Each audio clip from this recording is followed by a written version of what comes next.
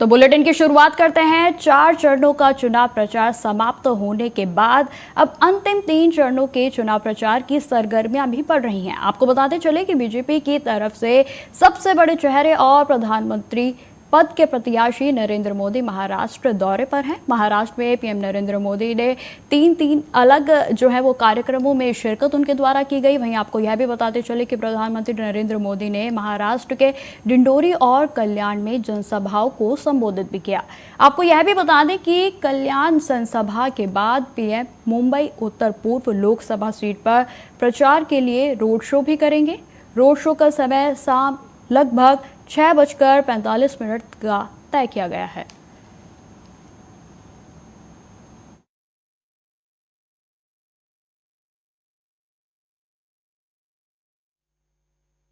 इंडी गठबंधन के एक बड़े नेता की बातों से भी पता चलता है। वो जानते हैं कि इंडी गठबंधन का जो मुख्य दल है कांग्रेस, वो कांग्रेस इतनी बुरी तरह हार रही है, इतनी बुरी तरह हार रही है कि उनके लिए मान्य विपक्ष बनना भी मुश्किल है।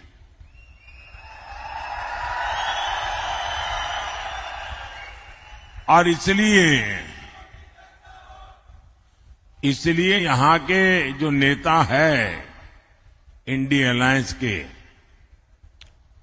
यहां मतलब नासिक के नहीं, महाराष्ट्र के, उन्होंने सभी छोटे छोटे दल जो है, इन दलों को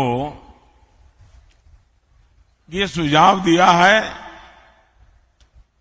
कि चुनाव समाप्त होने के बाद इन सभी छोटी पार्टियों ने कांग्रेस में मर्जर कर देना चाहिए, यानी अपने अपने शटर बंद कर देने चाहिए। खबरों में आगे बढ़ते हैं। पीएम नरेंद्र मोदी के अलावा केंद्रीय गृह मंत्री अमित शाह पश्चिम बंगाल और ओडिशा के दौरे पर है। वहीं आपको बताते चले कि अमित शाह ने आज पश्चिम बंगाल के हुगली में चुनाव प्रचार की शुरुआत की। वहीं आपको बता दें कि आगे उनके द्वारा सिरमपुर में लोकसभा सीट पर ताल ठोक रहे प्रत्याशी के लिए जनसभा हुगली में हुई। वहीं आपको यह भी बता दें कि इसके बाद शाह उड़ीसा के लिए रवाना हो गए। उड़ीसा में भी अमित शाह ने चुनावी जनसभा को संबोधित किया और शाम के समय रोड शो करेंगे। केंद्रीय गृह मंत्री अमित शाह ने श्रीरामपुर में एक जनसभा को संबोधित करते हुए कहा कि ममता बनर्जी कांग्रेस सिंडिकेट कहते हैं कि धारा 370 को मत हटाओ। मैंने संसद में पूछा कि क्यों ना हटाएं, तो उन्होंने कहा कि खून की नदियां बह जाएंगी। 5 साल हो गए हैं, खून की नदियां छोड़ो, किसी की कंकड़ चलाने की भी हिम्मत नहीं है।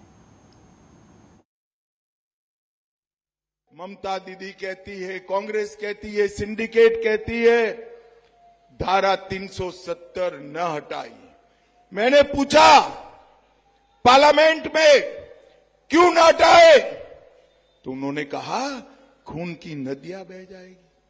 भाइयों बहनों, ये नरेंद्र मोदी का शासन है, नरेंद्र मोदी का।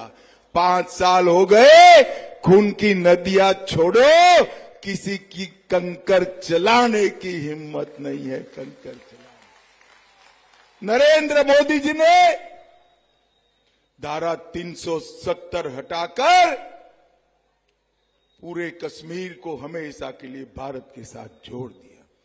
भाइयों बहनों, जब इंडी अलायंस का शासन था, हमारे कश्मीर में हड़तालें पड़ती थी। आज मोदी जी का प्रभाव देखिए, कश्मीर के भारत के हिस्से में हड़ताल नहीं होती है, पाक ऑक्यूपाई कश्मीर में हड़ताल होती है। पाक कॉपी को पहले नारे आजादी के यहां लगते थे, यहां पर आजादी के नारे लगते कश्मीर में, अब पाक ऑक्यूपाई कश्मीर में आजादी के नारे लगते। पहले यहां पर अब बात करते हैं इंडिया गठबंधन की। जी हां, आपको बताते चले कि इंडिया गठबंधन के नेताओं ने भी प्रदेश में 5वें चरण के मतदान से पहले पूरी ताकत लगा दी है। गठबंधन के नेताओं के कई कार्यक्रम प्रस्तावित हैं और आज आपको बता दें कि लखनऊ के गोमती नगर स्थित ताज होटल में इंडिया गठबंधन की प्रेस वार्ता हुई और इसे कांग्रेस के राष्ट्रीय अध्यक्ष मल्लिकार्जुन खड़गे और सपा अध्यक्ष अखिलेश यादव ने संबोधित किया। वहीं आपको यह भी बताते चले कि 5वें चरण की वोटिंग से पहले लखनऊ में इंडिया गठबंधन ने पीसी करते हुए दावा करते हुए कहा है कि मोदी सरकार की विदाई अब तय है। साथ ही उन्होंने यह भी कहा कि 4 जून को इंडिया गठबंधन की केंद्र में सरकार बनना तय है।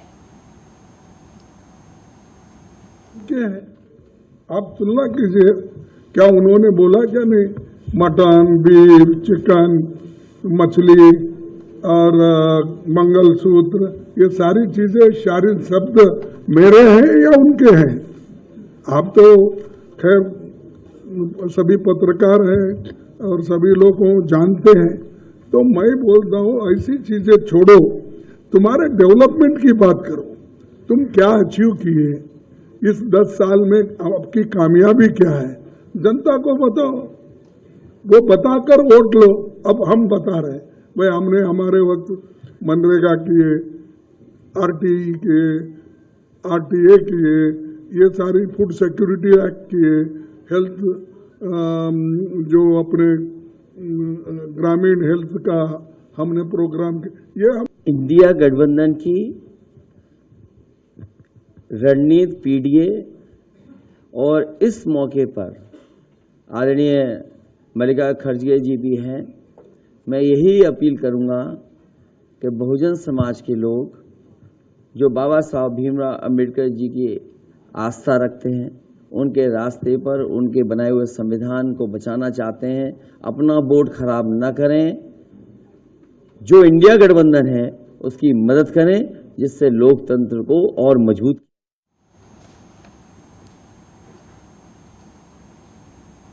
अगली खबर का रुख करते हैं। तेजस्वी यादव के बयान पर केंद्रीय मंत्री और बेगूसराय लोकसभा सीट से भाजपा उम्मीदवार गिरिराज सिंह ने कहा कि तेजस्वी यादव घबराए हुए हैं। उन्होंने कहा कि नीतीश कुमार 2005 के रुतबे में हैं और जो जंगल राज को नहीं आने देंगे।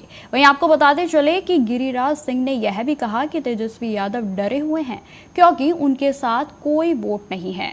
अति पिछड़े सभी भाजपा के साथ हैं।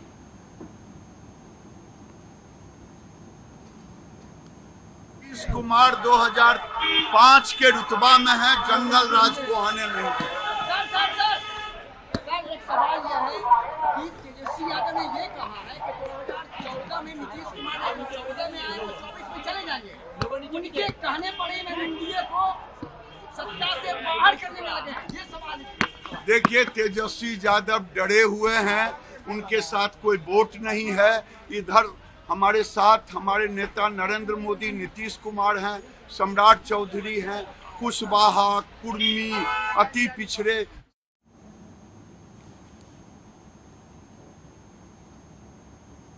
अगली खबर का रुख करते हैं। केंद्रीय मंत्री ज्योतिरादित्य सिंधिया की मां माधवी राजे सिंधिया का बुधवार को दिल्ली एम्स में निधन हो गया। वहीं आपको बताते चले कि उन्होंने सुबह तकरीबन 9:28 पर अंतिम सांस ली। सिंधिया परिवार की माता बीते कुछ दिनों से एम्स में वेंटिलेटर पर थी। माधवी राजे का पिछले 3 महीने से दिल्ली के प्रमुख अस्पताल में इलाज चल रहा था और वह निमोनिया के साथ साथ सेप्सिस से भी पीड़ित थी। पिछले दिनों तीसरे चरण के मतदान से ठीक पहले ही उनकी जो तबीयत है वो ज़्यादा बिगड़ गई थी। वहीं आपको बताते चले कि सिंधिया परिवार की राजमाता को दिल्ली के एम्स में भर्ती किया गया था। उत्तराखंड में इस समय चल रही 4 धाम यात्रा को लेकर बड़ा फैसला सामने आया है। आपको बताते चले कि यात्रियों की भारी भीड़ की वजह से आज और कल यानी 15 से 16 मई तक ऑफलाइन रजिस्ट्रेशन पूरे तरीके से बंद कर दिया गया है। 4 धाम यात्रा को लेकर ये रजिस्ट्रेशन हरिद्वार और ऋषिकेश में हो रहे थे और इस समय हजारों तीर्थयात्री पहले से ही हरिद्वार और ऋषिकेश में फंसे हुए हैं। वहीं आपको यह भी बताते चले कि यह भी अनुमान लगाया जा रहा है कि इस साल 4 धाम की यात्रा करने वाले श्रद्धालुओं की संख्या में 44 प्रतिशत जो है वो बढ़ोतरी दर्ज की गई है और इसी कारण यह अव्यवस्था भी बन गई है और जिससे गंगोत्री धाम के पुजारी भी बेहद नाराज नजर आ रहे हैं। वही आपको बताते चले कि पुजारियों का इस मुद्दे पर कहना है कि मंगलवार को गंगा सप्तमी के मौके पर गंगोत्री में कोई भी श्रद्धालु नहीं आ सका। ऐसा इसलिए हुआ क्योंकि उन्हें बीच बीच में कई जगह पर रोका हुआ था। श्रद्धालु 22 घंटों तक जाम में फंसे हुए थे। साथ ही उन्होंने यह भी बताया कि स्थानीय प्रशासन श्रद्धालुओं से कुछ दिन रुककर जारी की अपील कर रहा है।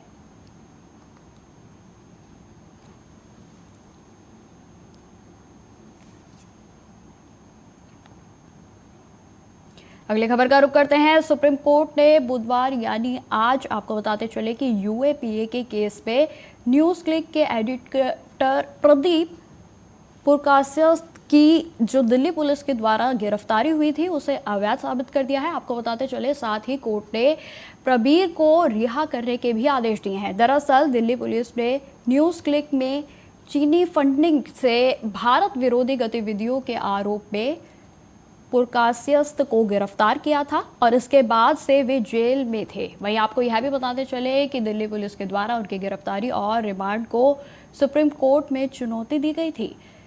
वहीं लाइव लो की रिपोर्ट के मुताबिक सुप्रीम कोर्ट ने माना है कि 4 अक्टूबर 2023 को रिमांड ऑर्डर जारी होने से पहले ही जो है वो प्रबीर उनके वकील को रिमांड एप्लीकेशन की कॉपी जो है वो नहीं सौंपी गई थी और इसका मतलब यह है कि गिरफ्तारी की वजह उन्हें लिखित में नहीं बताई गई।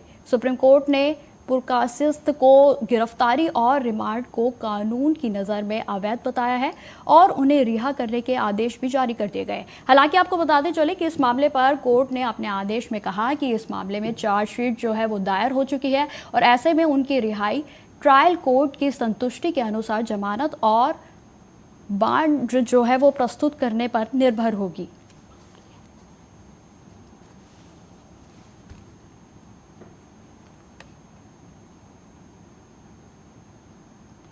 तो खबरों में आगे बढ़ते हैं। पूर्व कांग्रेस अध्यक्ष राहुल गांधी आज उड़ीसा दौरे पर हैं और राहुल गांधी ने उड़ीसा के बालांगीर में बाइक रैली और चुनावी सभा को संबोधित करते हुए कहा कि 2024 की चुनावी लड़ाई दो विचारधाराओं के बीच है। पहली बार किसी राजनीतिक दल ने देश को बताया है कि अगर वे चुनाव जीतेंगे तो वे इस संविधान को खत्म कर देंगे।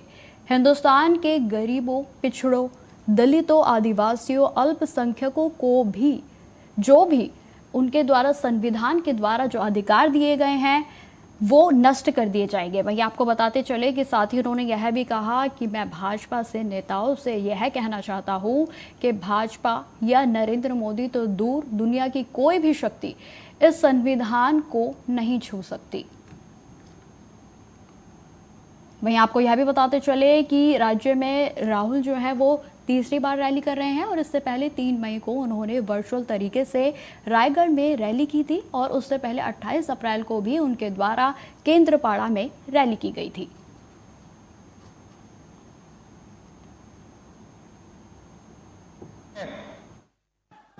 चुनाव 2024 ये लड़ाई दो विचारधाराओं के बीच में तो है, मगर पहली बार किसी राजनीतिक दल ने देश को बताया है कि अगर वो चुनाव जीतेंगे तो वो इस संविधान को, कॉन्स्टिट्यूशन को खत्म कर देंगे, नष्ट कर देंगे। ये जो संविधान है इसी ने हिंदुस्तान के गरीब लोगों को, पिछड़ों को, दलितों को, आदिवासियों को, माइनॉरिटीज को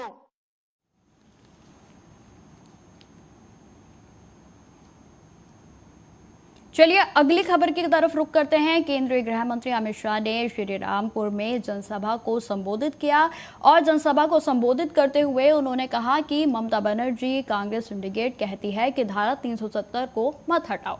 मैंने संसद में पूछा कि आखिर क्यों ना हटाया जाए, तो उन्होंने कहा कि खून की नदियां बह जाएंगी। 5 साल तो हो गए हैं, खून की नदियां छोड़ो, किसी के कंकड़ चलाने की भी हिम्मत नहीं है। आपको बताते चले कि जब इंडिया गठबंधन का शासन था तो हमारे कश्मीर में हड़तालें होती थी, आज पीओके में हड़ताल होती है। कश्मीर में आज़ादी के नारे लगते हैं, अब पीओके में नारेबाजी होती है। वहीं आपको यह भी बताते चलें कि राहुल गांधी, आपको डरना है तो डरते रहिए, ममता बनर्जी आपको डरना है तो आप भी डरते रहिए, लेकिन मैं श्री रामपुर की धरती से कहता हूं कि ये पीओके भारत का है और इसे हम लेकर रहेंगे। कहती है, कांग्रेस कहती है, सिंडिकेट कहती है धारा 370 न हटाई। मैंने पूछा पार्लियामेंट में क्यों न हटाए, तो उन्होंने कहा खून की नदियां बह जाएगी। भाइयों बहनों, ये नरेंद्र मोदी का शासन है, नरेंद्र मोदी का। 5 साल हो गए, खून की नदियां छोड़ो, किसी की कंकर चलाने की हिम्मत नहीं है। कंकर चलाने नरेंद्र मोदी जी ने धारा 370 हटाकर पूरे कश्मीर को हमेशा के लिए भारत के साथ जोड़ दिया। भाइयों बहनों, जब इंडिया अलायंस का शासन था, हमारे कश्मीर में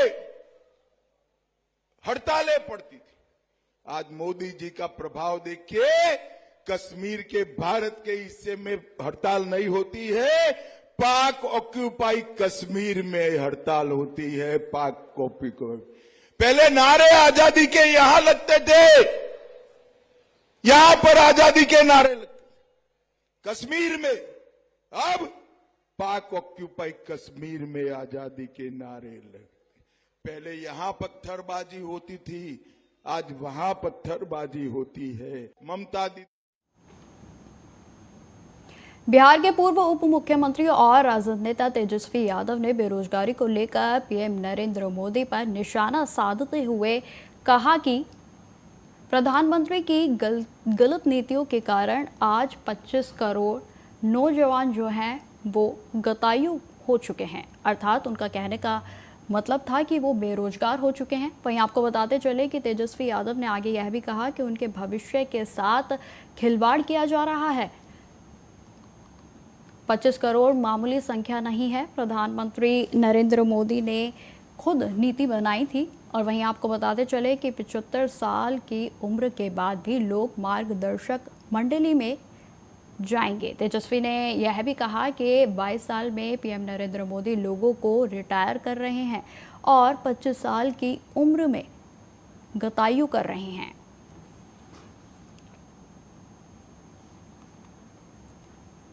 प्रधानमंत्री के गलत नीतियों के कारण आज 25 करोड़ नौजवान जो हैं ओवर एज्ड हो गए। यानी जो युवा ओवर एज्ड हुए हैं वो बेरोजगार हो चुके हैं। बहाली नहीं निकल रही है, कुछ नहीं हो रहा है, नौकरी नहीं मिल रही है, तो ओवर एज्ड हो गए 25 करोड़ युवा बेरोजगार। यानी 25 करोड़ जो ओवर एज्ड हुए हैं उनके भविष्य के साथ खिलवाड़ किया गया। और 25 करोड़ जो संख्या है वो मामूली संख्या नहीं है। और प्रधानमंत्री जी ने खुद नीति बनाई थी कि 75 साल के बाद जो है मार्गदर्शक मंडली में लोग जाएंगे। तो हमको विश्वास है कि अपने बनाए हुए नीति में प्रधानमंत्री मार्गदर्शक मंडली में जाए, है ना। और दूसरी बात, अग्निवीर योजना भी जो इन्होंने बनाया है, यानी 22 साल में रिटायर प्रधानमंत्री के। तो फिलहाल इस बुलेटिन में इतना ही। देश दुनिया की तमाम खबरों की जानकारी के लिए बने रहें हमारे साथ। नमस्कार।